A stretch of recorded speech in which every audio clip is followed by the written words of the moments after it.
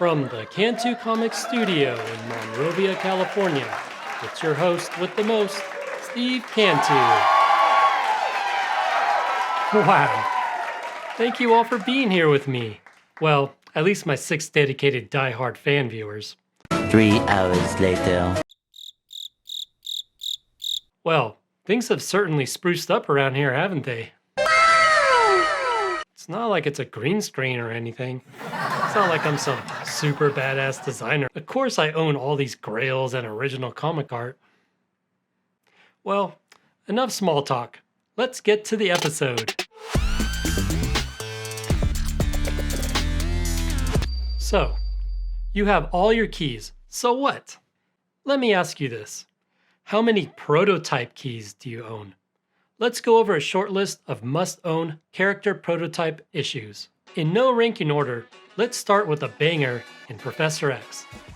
We all know the big boy X-Men #1, but did you know that technically, the first appearance of Professor X and Mutants is in Amazing Adult Fantasy 14? Yes, the same series whose next issue is the infamous first appearance of that not-so-popular Stan Lee wrote the story, which revolved around a man named Tad Carter, whose resemblance is quite uncanny to Peter. Most likely, it's the inspiration Ditko used for Amazing Fantasy 15. This story aligns so much with X-Men, it's crazy that this book isn't credited as the first appearance. It features Tad using his mutant powers, trying to help people. Then, those same people turn on him. At the end of the story, he is contacted telepathically by a voice that sounds eerily like Professor X, whom gives him some famous wise words. Humans fear what they don't understand. How is that not Professor X? Interesting fact, John Byrne tried to bring Tad back. In X-Men The Hidden Years, he appeared and introduced everyone to his little cult. I do not own this issue, but have been eyeballing copies on eBay. Decent low grades go for about $100 to $200, with the price just going up from there. Since we're on the topic of mutants, let's talk about the master of magnets, the leader of the Brotherhood of the Mutants himself, Magneto. He has an early prototype appearance predating X-Men #1, and I actually happen to have a copy right here. Ooh, that's pretty nice. So check out this cover to Strange Tales 84. It clearly says Magneto on the cover. And it's a monster manipulating magnetism. There is no iconic purple helmet and cloak, but I'm pretty sure if you shave this hairy beast, he would look just like Eric Leschner. This was actually the very first prototype book that I learned about. I beat myself up remembering not pulling the trigger on a very high grade for $180.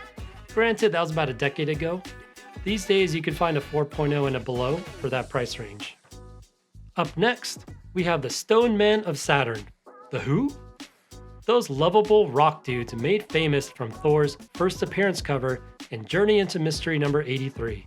Korg is the most recognizable one, voiced by the one and only Taika Waititi. Hello, I'm made of rocks. Thank you for having me, Paul. Sorry you're dead. Jesus Christ. You can find early iterations of them in Tales to Astonish number 5, 6, and 16, plus Tales of Suspense number 28. You can get some of those issues, for as little as $75 and pretty low grade. Ah, Doctor Strange. Mr. Cumberbatch playing Stephen perfectly. But did you know that he has a bunch of prototype iterations? Well, before he graced the pages of Strange Tales 110, you could find him in Tales of Suspense number 32, Strange Tales 79, and Journey into Mystery 78. There should be an asterisk though for those appearances, as they all kind of led to the villain Doctor Strange first seen with Iron Man in Tales of Suspense 41. Another fun fact, there are 2 more Doctor Strange variations in the wild named Dr. Droom and Dr. Druid, appearing in Amazing Adventures number 1. Fortunately, the hero Doctor Strange we actually care about appeared a few months later in Strange Tales 110.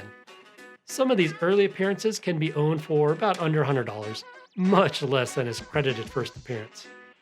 Did you know the Hulk was named Zemnu the Titan a couple years before his official first appearance? Zemnu the Titan is quite a mouthful. Not sure who made the call to rename him as Hulk, but bless your heart. Look for Journey into Mystery number 62 with the Hulk on the cover of the same typeface logo treatment we are all accustomed to. This is officially seen as Hulk's prototype, and lower grades can be had for under $200. Speaking of Hulk, we have one of his arch enemies, Mr. Hyde, up next in Journey into Mystery 79. He is referred to as the Midnight Monster. Oh, what's this? Looks like I have the actual issue here with me. Just like all these grills behind me. 100% authentic. He looks even more scary up close with those beautiful Kirby pencils. This book right here can be picked up for under $100 all day, and this copy here was $60 because I'm a master black belt best offer.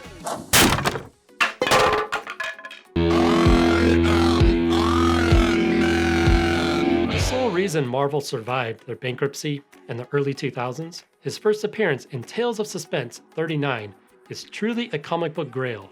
But did you know in Tales of Suspense 16, there is a character named Metallo who looks like good old Iron Man. Although the man in the suit was using it for bad intentions, this metal suit is the prototype to Tony Stark's janky Mark I suit. You can happily find some of these water-stained copies versions of it for about under $100. Another Silver Age Marvel character with a prototype is Ant-Man. There are 3 Ant-Man prototype books to collect: Strange Tales 73, 78, and 92.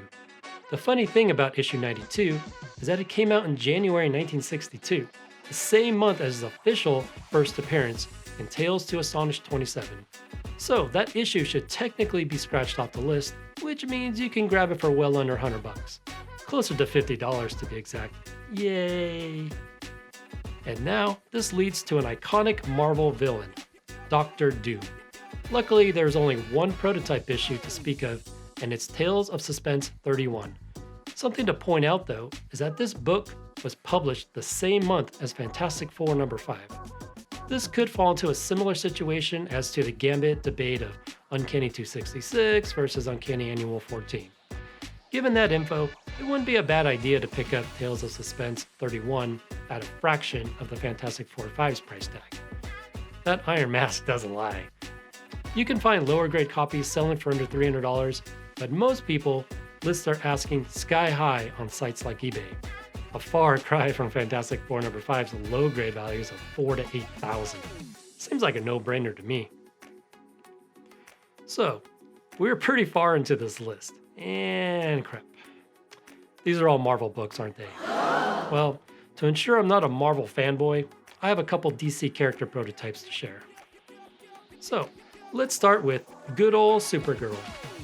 There are 2 issues that qualify: Superboy number 5 and Superman number 123. Chronologically, Superboy number 5 came out first, but this iteration is not even close to Kal Zor-El that we all know. This earlier prototype is way off, such as her uniform with a strange purple and gold color.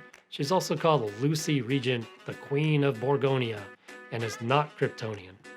Yeah.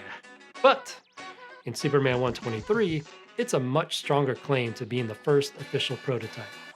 Not only do we have the exact look-alike to Supergirl, she possesses all of Superman's powers and is referred to as the Girl of Steel. This is more or less a tryout and has dibs to being called the first appearance. But since she disappears after this issue, we can consider her a prototype. These books are Golden Age, so even in low grade, they're a little steep.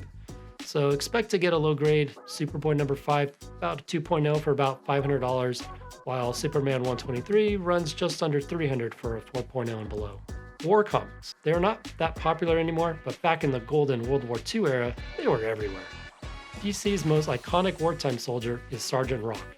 His official first appearance is in Our Army at War 81, but much like the other characters on today's episode, he has a prototype appearance in GI Combat 68. In this issue, he is simply named The Rock. The story goes back and forth between wartime and his time as a boxer, who would never give up. He did Sergeant Rock things, held off a Nazi army until reinforcement came. It's definitely the same character to me. Only difference is he's a private class versus a sergeant ranking. So prototype issues can be picked up for about under $350 for 4.0 grade and below. So, before this episode turns into a feature-length film, I'll cut the list there. But I do want to go over, some honorable mentions. Spider-Man villain Electro, he has a prototype occurring in Tales of Suspense 13 as Electro with a K. You can find this book in a 4.0 and under for about $200. The Human Torch has Strange Tales number 76. If you're part of the 99.99% of the population that can't afford Marvel Comics number 1, please don't steal my copy. I'm very much Grail poor. 4.0 copies can be acquired for under $150. And Magneto's Speedy Son Quicksilver has a prototype issue in Strange Tales 67. With a 4.0, you can get it for about $120. Alright, so that wraps up today's episode about character prototype appearances. These books are a great way to own some comic book history without sacrificing your arm and leg. Given that some of these fall in the Golden and Silver Age, they still cost a pretty penny. But seeing some for like $50, just recycle some beer bottles and you're good. Okay. What the hell is your problem? You're supposed to be my #1 fan. Your old format was better. Your awkward monotone voice always helped me fall asleep. I'm still very monotone, man. But hope this higher energy episode would garner more than, 6 views. So thank you for being my #1 fan. And to everyone else out there, let me know below, how did you like this format? It definitely takes longer to produce, but, quality versus quantity. If you're not subscribed, this is the time when I ask you to click a button and get informed on when you could see more of these awkward videos.